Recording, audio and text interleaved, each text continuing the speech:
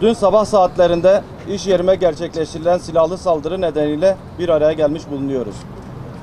Ben bu saldırıyı yalnızca şahsıma yapılmış bir saldırı olarak görmüyorum. Bu saldırıyı Diyarbakır esnafının huzuruna, kuyumcu ve serraf camiamızın güvenliğine ve çalışma hakkına yönelik bir saldırı olarak değerlendiriyorum.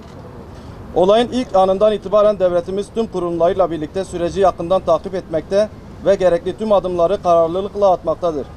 Valiliğimiz ve emniyet güçlerimiz olayın aydınlatılması ve sorumluların adalet önüne çıkarılması için büyük titizlikle ve özveriyle çalışmalarını sürdürmektedirler.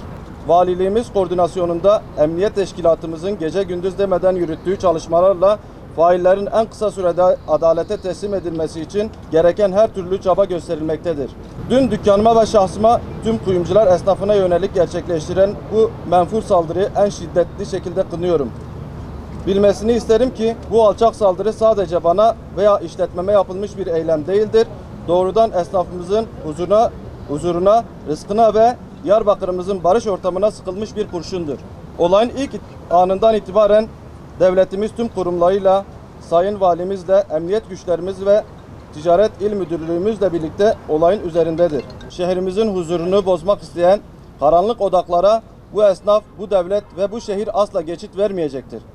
Bu vesileyle yanımızda duran tüm oda başkanlarımıza, Sayın Valimize, milletvekilimize, devlet erkanlarımıza ve sağduyusunu bir an olsun kaybetmeyen değerli esnaf kardeşlerime şükranlarımı sunuyorum.